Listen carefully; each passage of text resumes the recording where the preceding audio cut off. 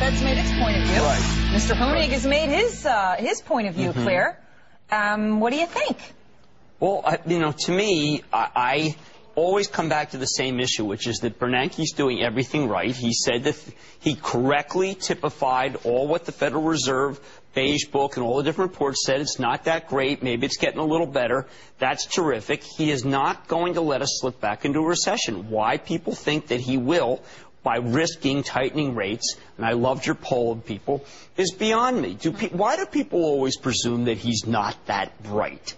That he is, that he's not a student of these situations. Once he realized we were in a Great Recession, he decided to not be 1937 in America, which is what sent us back. We needed a war to change. Maybe he has these dark nights when he wakes up and he says, what's worse, having let us go into that terrible, terrible depression, or running the risk, which he is doing, of keeping rates too low for too long and having some other kind of a bubble he's got to deal with afterwards. And clearly between those two, he said, I'd rather take the risk of some bubble. Well, remember, he is a student of what happened in the 30s. That's why he's so good. He didn't know we were in the 1930s during 2007 and 2008, and that was bad. He got mortgages wrong initially. He didn't understand subprime. He should have just listened to you because you talked about it every day, for those of us who remember.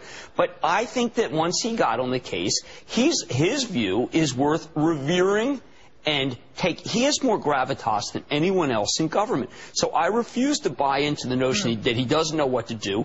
And I think he studied what happened in 37. In 30, we all know that the reason why we got out of the Great Depression was because of World War II. We don't want to have something that extreme. No, we don't. No, we do not. And that's why, a little trust for Bernanke. We have come to the point in this country where we think everybody's involved with the government is just a totally owned by Lloyd Blankfein and Goldman Sachs. I'm listening to that testimony. I don't know who's left. It's like even if you're involved in anything that touches money, or anything that touches Washington, you're a bad person. I'm out there. And the regional bankers are feeling upset about it. I know. Look, I don't even care. I wrote a piece for realmoney.com, street.com, where I said, listen, call me suicidal. I think Geithner's doing a great job. I was a very big critic of Geithner. Yes. I am embarrassed by the way that they treated him today. This is a man who did, along with Bernanke, save Western world capital. Have people forgotten what it was like during those moments when Paulson, who also got religion, pushed for TARP? Do they not know that we were about to be in a barter economy? There was a day when Hank got on his knees in front of Nancy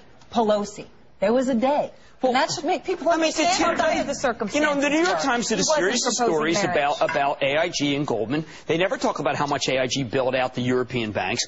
This is uniquely focused on what the New York Times reported. All these guys want us. Tim Geithner is doing a good job. Again, Tim Geithner is doing a good job. Again, Tim Geithner is doing a good job. Again, is that terrible to say? Can't we just come out here occasionally? Can't I, as a commentator, and say, you know what, I'm impressed by what Geithner did. But get a bodyguard.